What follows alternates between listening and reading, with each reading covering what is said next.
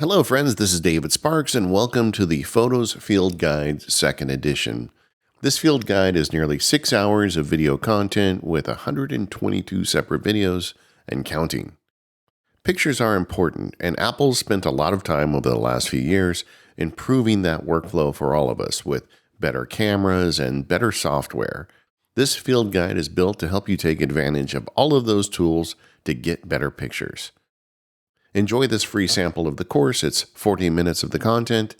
If you want to learn more, head over to learn.macsparky.com and sign up for the Photos Field Guide to get access to that full 6-hour course.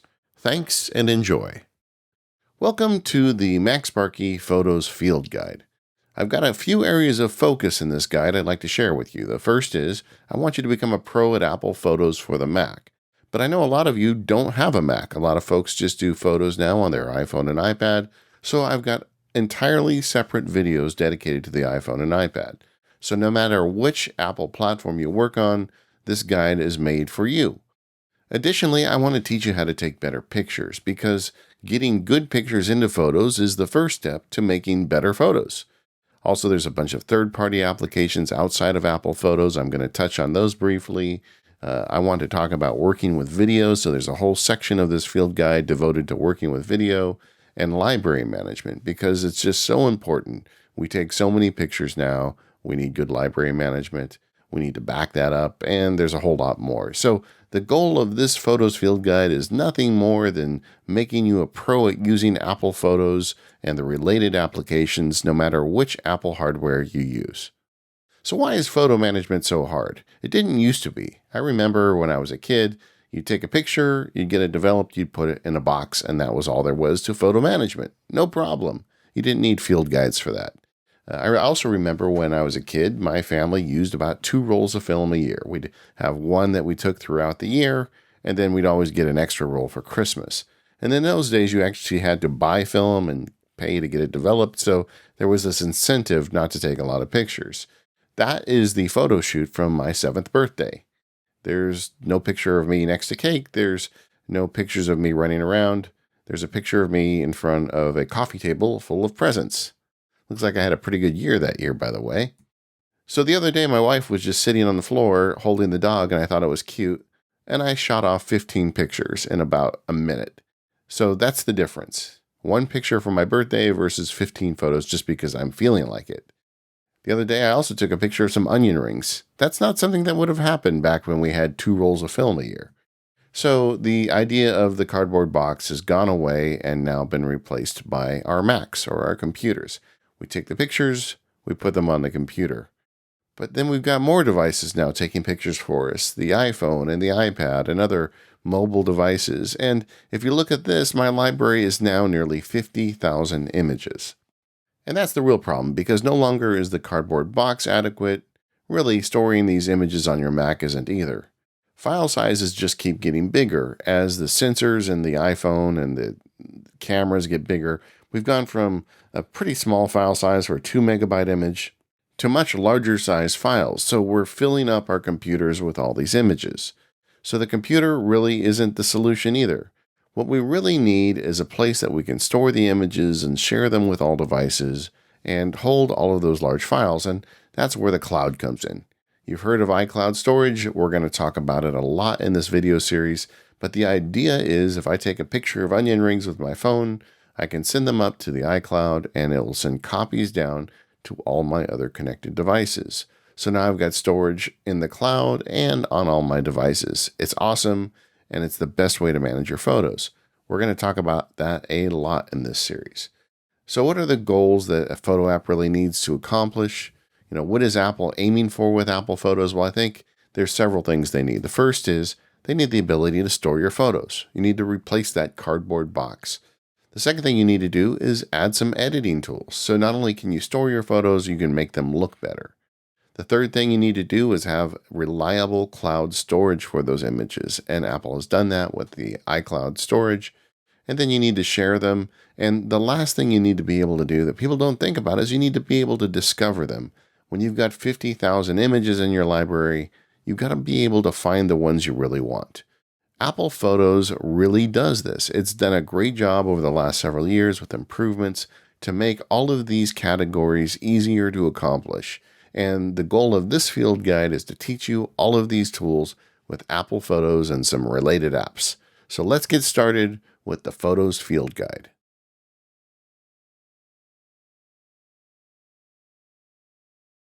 Before getting started, I wanted to take a minute to show you the organization of this course and how to use it. Making a course on photos posed several unique challenges, one of the biggest of which is that people use the Photos application on the Mac, the iPad, and the iPhone, but not necessarily all of them. There'll be some people that watch this course who only use an iPhone, and some who primarily use a Mac. So I wanted to make sure everybody got what they needed to learn how to use photos. So I had to come at this course really building two courses into one. There's a whole course in here about the iPhone and iPad, and there's really another whole course in here about the Mac. But I tried to also organize it in a way that makes it really easy for you to pick and choose as you go through. So let's just talk about the organization. The first section is overview, and it talks about introductory matters and how to download videos and things like that. So you can see that right here. You can download. In fact, you're watching one of these right now. After that, there's some real basic photo stuff like library management. This section is Mac heavy because a lot of the best library management tools are on the Mac, but there's also stuff in there for iPhone and iPad users. And then there's a section on importing photos because that's so often the starting point. If you're new to photos, you need to get that import done. And I cover that both for the Mac, the iPad, and the iPhone. I also do an introductory section in there on photo formats. Next, we go into taking photos. And while this course is about the Photos application, taking pictures is also a huge part of that. So I made a whole series of videos on how to take the best photos with your iPhone primarily. It starts with a photography basics course, but then it goes through all the various camera features on the iPhone and iPad and shows you how to use them so you can make some really great pictures. After that, we get into some photography accessories, and these are accessories for the iPhone, additional lenses and tripod mounts and lighting. There's some great stuff out there that most of it will fit in your pocket and make your pictures better. And I show you some of my favorites of those. And then we get into the quote unquote iPhone and iPad course. And that's broken up into several sections. The first is how do you organize your photos and how do you organize them in photos? And there's a bunch of different ways you can do that and different ways you can index them using favorites and people and location. And there's individual videos on each one of those features. After you organize your pictures, you're going to want to discover them. And there's a separate section on that, showing you how to discover your images using search and memories. And then you may want to improve your pictures. So there's a whole section on editing photos. And there's so many editing tools available to you on the iPhone and iPad. It's really quite amazing. Tools that used to cost hundreds of dollars and only be able to run on a very powerful computer now run on that little thing you keep in your pocket. And it's real fun going through all of the features that you can do to edit your photos on your iPhone and iPad. And then once you get them all edited, you want to share them, and there's a section on sharing them. I've also included a section on just dealing with video because the Photos application is also very powerful at dealing with video, particularly on the iPhone and iPad. So it's got its own series of videos there. And then I've added in another section with some additional applications, which are pretty cool. Why not look at some other apps that may be helpful on the iPhone and iPad? Then we switch over to the Mac, and I do kind of the same thing. There's a whole section on organizing photos on the Mac. There's a section on discovering photos on the Mac, editing photos, and sharing them all on the Mac. I also cover managing video on the Mac and additional Mac apps. So you get another course basically on the Mac, just like we got the one on the iPhone and the iPad earlier. There's some unique outliers after that. Photos also has a version for the Apple Watch and the Apple TV, and I cover that in that section. And backup is just so important. I use the term backup throughout this video course. If you want to have a drinking game, that's probably the best term to enjoy yourself while you watch the video. But I do have videos on backup as well towards the end, and then we kind of get into the basics of application settings. And for application settings, I not only cover the Photos app on the iPhone, iPad, and Mac, but I also talk about the Camera app, which has some interesting application settings as well. So we cover that as well. And then finally, we get to the conclusion with additional resources. There's other people out there making great stuff on photos, some more MacSparky stuff, and my thanks. And finally, I've made this section down here with these combined videos. And each one of these videos is individually downloadable, but you don't want to have to download 130 videos. So for each section, I've combined them as much as I can so you can have a group of videos downloadable as one. For instance, I'll just click right here on this Photos Library Management. There's, I think, 4 or 5 videos in here. It's 16 minutes. If you just click the little download button, you can download that whole section as one video. So you only end up downloading, 10 or 15 videos instead of 130. I had to break them up, however, because there's limits on the download size. But like I said, it's still a lot less than you would have otherwise. So that's the general organization of the course. I think it'd also be useful to take a look at an individual video as you're going through them. For each video, you can play it right here with the play button. There's a scrub bar so you can scrub through the video to get to whatever section of it you want to see. Whoops, I started the video. And then there is a volume slider so you can set the volume as high or low as you want. With this little gear icon, you can change the speed or the quality. Some people say I talk too slow. If you think I talk too slow, just click on that. Make it faster. You think I talk too fast, you can slow it down too. There's also a sharing button here. I've got a bunch of AirPlay devices in my house, so I can share it straight to my Apple TV if I want. And then there's a full screen button. If I click that, it makes it full screen. And additionally, there's going to be a closed captioning button on these, but as I record this video, the closed captioning files aren't done. I'll make a separate video on closed captioning, just to let you know that will be available about a week after this course releases. We're just trying to catch up with all these videos. This was a really big course. It's the longest video I've ever made. It's the most videos I've ever released as one course, but the Photos application just has so many pieces to it. And like I said, there's really multiple platforms. I really wanted to make sure no matter where you're coming from, when you get to the end of this course, you'll learn as much as you need about using photos and taking better pictures.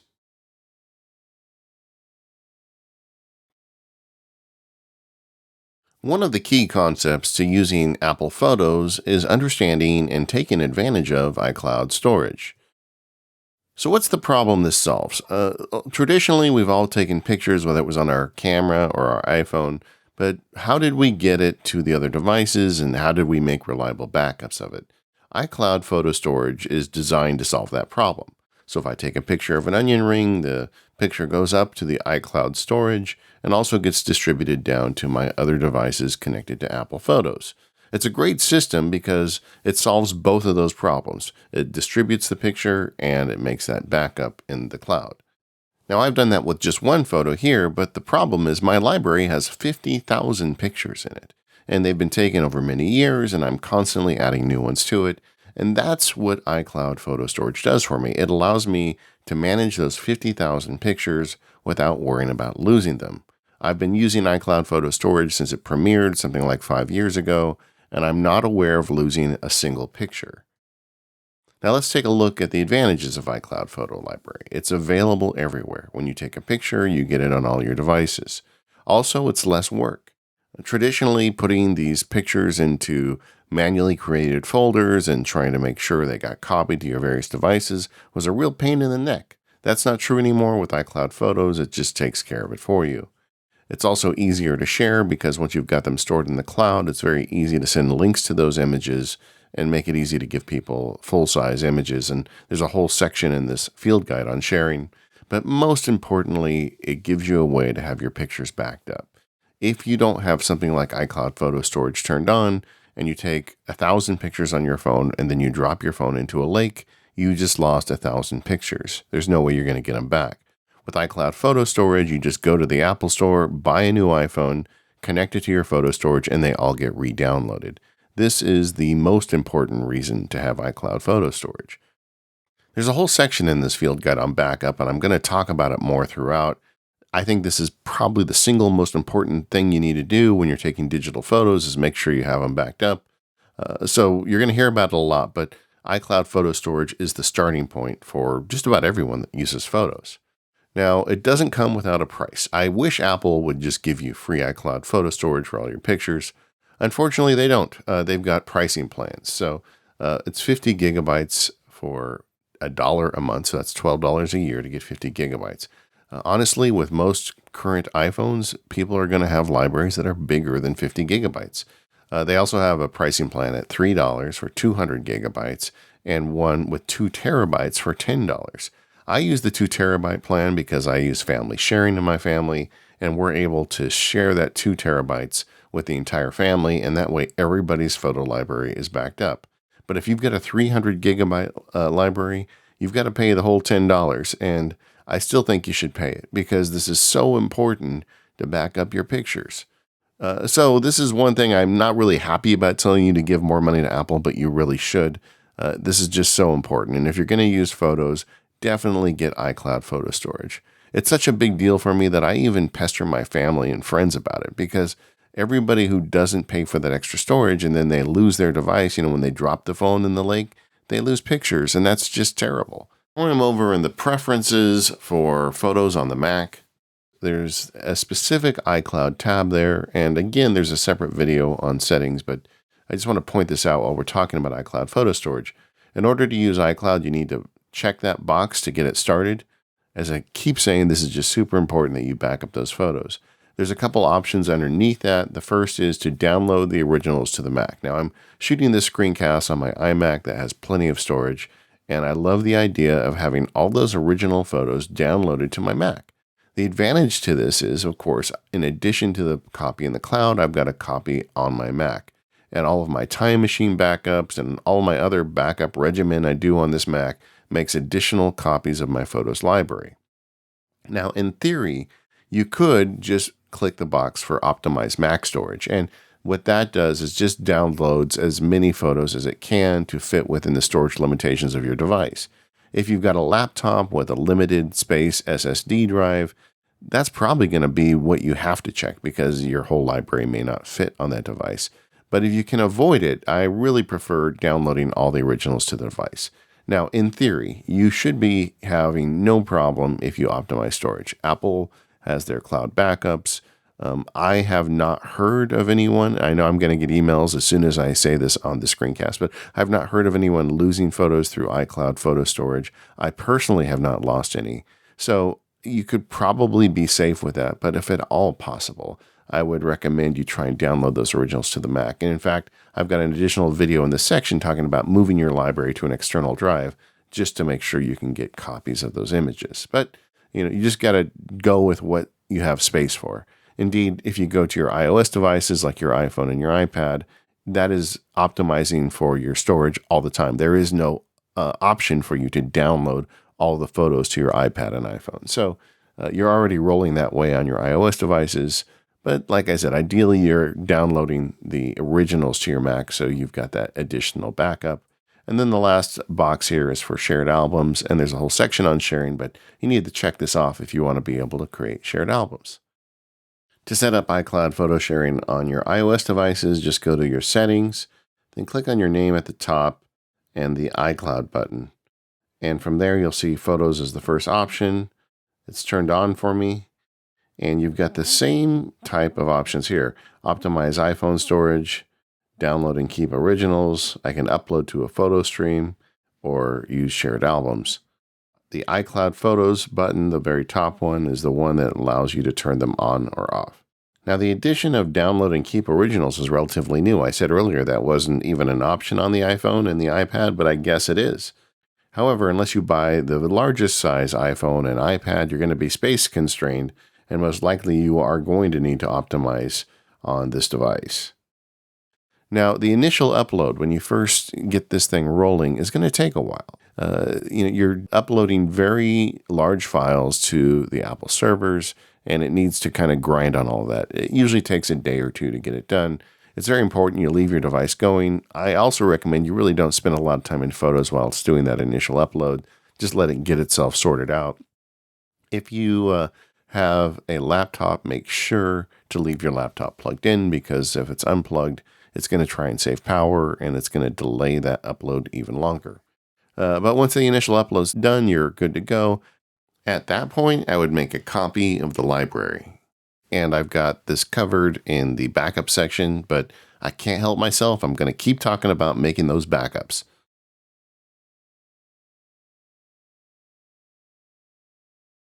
When you first start with Apple Photos, it gives you the screen that explains how to import photos. You'll note there's nothing here about iPhoto or Aperture, but if you have an iPhoto library and an Aperture library, it's going to try and import that automatically for you. The good news on that is it uses a particular file format that allows Photos and iPhoto to both see your photo library images, and it's a safe way to get upgraded. Apple has not actively developed iPhoto for many years now, and I strongly urge you to switch over to Photos at this point. In addition to importing your iPhoto library, however, as you can see, there's a lot of additional ways to import photos into your library. You can connect a camera or memory card. You can drag pictures from your desktop or a folder into your library. You can also import with the import menu. And there's iCloud photo sharing, which I have a separate video on in the prior section. So let's see a few of these in action. I just pulled the memory card out of my camera and now insert it into my Mac. And when I did that, the device A732, which is the name of this memory stick, appears in the sidebar of photos, and all the images I just took on that memory stick show up. I've got the ability now to import those if I want, and I can also delete them off the card as I import them. At the top of the screen, I've got the ability to say open photos for this device in the future whenever I plug this memory stick in, and I can also tell it specifically where to import them. I'm going to tell it to put it into a new album called Yoda. And I'm going to go ahead and mark delete. Another option I have is I could select just various ones of these and then import only those selected, but I want to import them all. So I'm going to go ahead and import them all and delete the originals off the stick. And now that I've done that, I've created an album called Yoda that has these images in it. And there they are, imported in. This is my Yoda on my desk. It keeps me company all the time. You import video the exact same way. Because I did this on my iMac, there's an SD card slot in the back of the machine. I can just plug into it and I'm good to go. With the current Apple laptops, however, that's not a possibility. Some of the older laptops have SD cards built into them, but these days Apple doesn't put those into laptops, so you're going to need a dongle. This is the one Apple sells. It's the USB-C to SD card dongle. You can plug this into your laptop and import your photos no problem. There are others on the market, but when it comes to these dongles, I usually just buy the Apple one because I know it's always going to work. You can also add pictures just by drag and dropping them into the application. I've got a couple here of the dog. I'm going to drag them in, and you can see that little plus symbol shows up when I drag it over. If I let go, then it gets added to the library. I've got another one here, and another trick you can do is you can just pull it down to the photos icon and do the same thing. If you let go of it, it adds the photo at that time. Another way you can import images is go up to the Files menu, click Import. I'm going to go to my Downloads. I've got 3 pictures there. I'm going to select all 3 of them. Click Review for Import. And there they are. I'm going to put these into the library instead of the Yoda album. And I've got the same options here. I can select limited ones if I want, or I can select them all. And I can click Import All New Photos, and now I've imported those as well. If you've got a big pile of photos you're importing as files, don't forget that Command A will select all the files in a given directory. So maybe you've got thousands of pictures in a folder. Just go into the folder, select one, tap Command A on your keyboard, and then you'll get them all in your library. And you'll note I'm on the imports window here. It shows me each separate import, so I can see them over time. These are separated because I did them separately. I drug one into the app and then drug another one onto the icon. These 3 I imported all at once, so they're grouped together. From that section, though, you can work on those photos. So I'm going to take all 5 of those. I'm going to right-click on it and then say Add to New Album. And I'll give that one the name for the dog. And now I've got 2 albums I've created based on these imported images. One for Ahsoka and one for Yoda. And I've used all those methods to import images. If you ever lose track of images, just go back to that Import tab, and that's a good way to see what you've added to your library recently. Then, of course, you get many pictures added to your library through your iCloud photo sharing. Once you turn that on, everything you take with your iPhone and your iPad just automatically shows up in your library. And that's all there is to it, to adding pictures and videos to your photos library.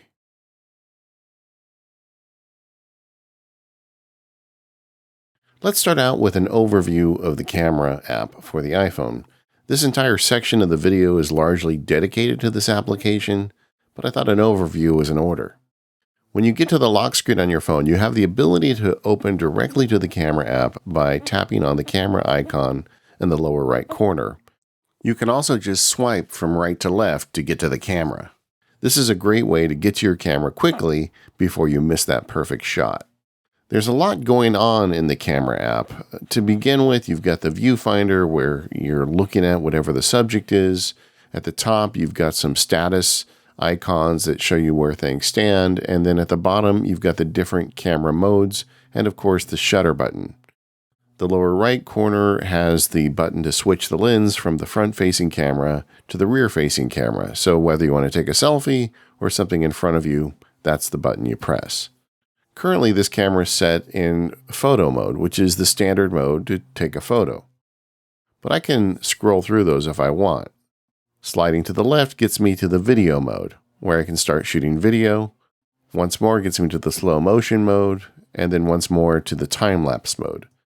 There are dedicated videos to all these different modes in this section, so it's okay, this is just the overview. You can go watch the detailed videos to learn more about these if you want. Now I'm heading back to the photo mode, and you can see here I'm feeding snacks to the puppy while I'm taking pictures. And then once more over to the portrait mode, and then the panoramic mode, and again there are videos on those as well. Now I'm going to return to the photo mode, but I'm going to tap the little up-facing arrow at the top center of the screen. When I do that, I'm going to get an additional set of tools at the bottom of the screen. So here I go.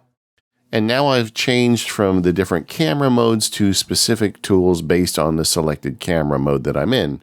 I'm in photo mode here, so there's several available to me. I've got the flash button, night mode, live photos, the aspect ratio for the images I'm going to shoot, the timer, and the filters button, all now directly below the viewfinder. When I tap on the flash button, it gives me the flash options. As you can see, I generally keep the flash off. I talk about that more in the flash video in this section. Next, if your iPhone supports night mode, you've got the night mode settings and timer. And then is the toggle for the live photos. I've currently got them turned off. Next, I can choose the aspect ratio for the photos I'm going to take. Like here, I just set it to square, and you can see the viewfinder changed. Now I'll go back to 4/3.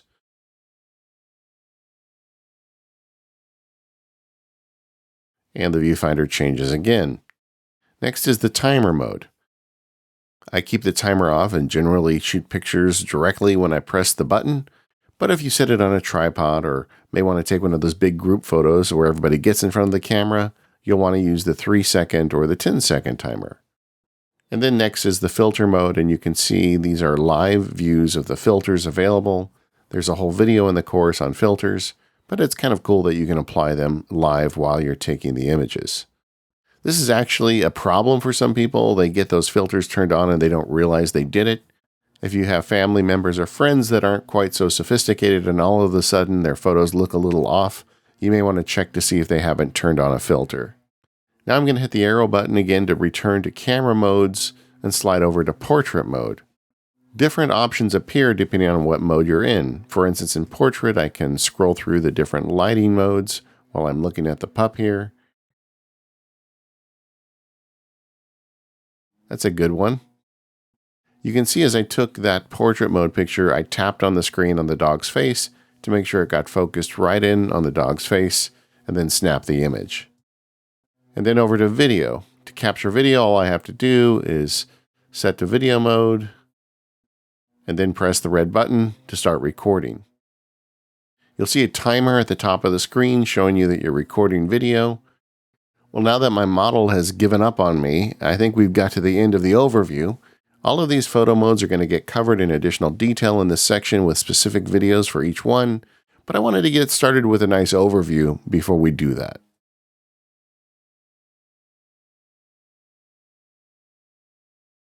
As beautiful and elegant as the iPhone is, there's one thing they left off, and that's a tripod screw. There's no way to screw the iPhone into a tripod without an external accessory. And this is an area where I can recommend one product, and that is the Glyph from Studio Neat. This is just a damn fine tripod mount for any phone that fits in your pocket. Studio Neat made several of these over the years, but this final design is perfect because it's got a ratchet inside here with a locking mechanism. You just pull this lever back and you can pull it open. I've got mine attached to an iPhone 11 Max size with a case on it, and you can see it fits around it just fine, but if you had a much smaller phone, it would ratchet down for that as well. So no matter whether you have your phone in a case or out of a case, or you start with a little one and go to a big one, this Glyph mount will work, and it's rock solid. I like this so much that I have two of them. I keep one with my iPhone photography gear, and I have another one just in my backpack because I always find I have uses for it. Once you get this attached to your phone, you've got 3 separate mounting points for putting it on a tripod, so of course you're going to need a tripod too. I'm not going to cover the big size tripods in this video, but there are some small ones that I really like. The one I use most by far is the Joby Micro. This is the smallest tripod I've ever seen. It's about the length and width of a stick of gum and only slightly heavier. Not only does this fit in your jeans pocket, this fits in the coin pocket inside your jeans pocket. You just twist it to unfold it, and then you can screw it into the bottom of the Glyph, and you can have your iPhone on a tripod virtually anywhere. I've taken many beautiful tripod shots with this Joby Micro and the Glyph tripod mount, setting my phone on a trash can or a towel at the beach or any kind of crazy place where I can set my phone down. If you need something more robust, I'd recommend something like this Manfrotto. It will also almost fit in your jeans pocket. It's very portable. It can definitely fit in a purse or a bag, and it gives you a little more height than the Joby Micro.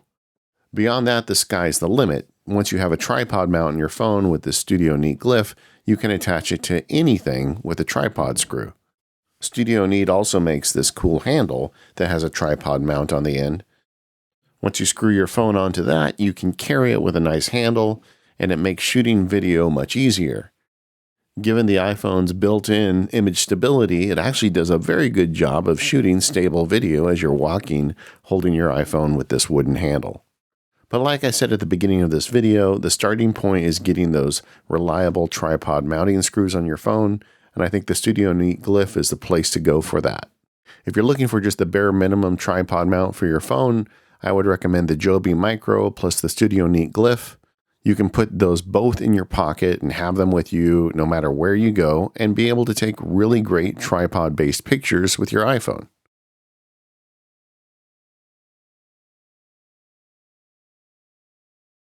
Let's start by taking a look at the iPhone Photos interface. I've got the Photos app on my home screen. I'm going to tap the icon and open it up.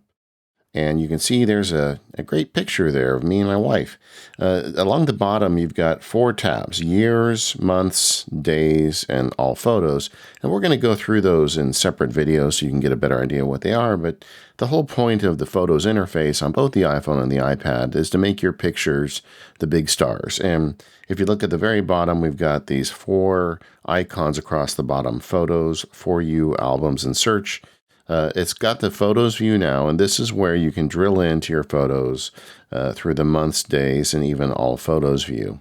All Photos is where you get to see every picture you've taken. That's going to be a lot of pictures if you take a lot of pictures, so you may want to go back a little higher to the month, year, and day view. But this is just a great way to find your images. The next button, the For You button, is going to show you shared album activity. Like we have a shared album here. Somebody posted a picture of the dog today. And then there's going to be memories that are created, and there's separate videos explaining what memories are and how they work, but they're kind of awesome. It has featured photos, which are great to look through. It's got suggestions for effects. And then you've got the albums button where you've got not only the albums you create, but it's got the shared albums, your parties to. And then it creates basically albums based on metadata that the application finds, like people and places. And all of these things are going to get their own separate videos so you understand them better.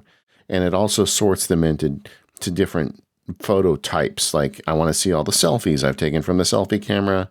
There they are. And this is just a great place to kind of find collections of your pictures. And then finally, there's the search button. And the search button is really powerful. Separate video on that coming. But there you can also see moments, people, places, categories. You will see overlap between these various views. Apple just wanted to make it as easy as possible for you to find your picture. So no matter which one of these buttons you tap on, there's probably a pretty good way for you to find what you're looking for. This is fodder for a lot of additional videos we're going to have in this course, but I just wanted to start with a general overview, so there you have it.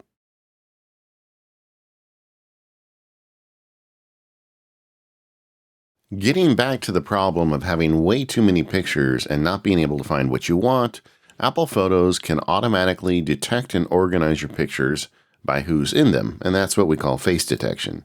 To see that on the iPhone, go over to the Albums button, and if you scroll through your albums, below you'll see this tab for People and Places. The Places one on the right gets you to the maps, the one on the left gets you to the people. So there is a list of the people in my life. If I go ahead and tap on myself, you'll see there's a picture of me. It will create a video on the fly. So if I hit the little play button right there, it will give me a video. But it also just gives me a lot of pictures that have me in them over the years. If you hit this ellipses button in the upper right corner, you've got multiple options. You can share photos from here. You can play that video. You can confirm additional pictures, and I'll show you that in just a moment. You can also add photos to memories. You can favorite or unfavorite. I'm going to leave myself as a favorite, and you can remove people entirely from your album. Now, this is generated on your iPhone using machine learning on the device, and this is true for all of your devices. So if you have an iPhone, an iPad, and a Mac, it's going to create this facial library on each machine independently. There's no cloud sharing of the pictures involved. This is a privacy feature by Apple. But as a result, sometimes not everything works exactly right. Maybe you've got a little variance in what gets detected on the various devices. But overall, this works really good, and it's just a great way to find pictures. I talked earlier about adding additional photos, so I'm going to go back to the ellipses button and say confirm additional photos, and then it's going to find stuff that looks like me, and I say, is that me? Yes, that's me. And there's another one. Boy, look at my hair in that one.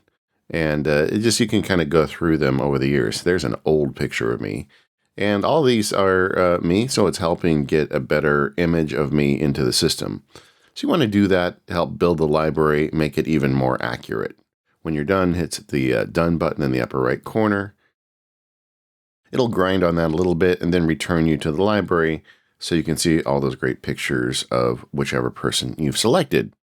And I'm going to cover searching photos in a separate video, but I can't leave this video without mentioning if you hit the search button and you type the name of a person in, it will also search pictures by that person. You can see there's 1,600 pictures of me in my library.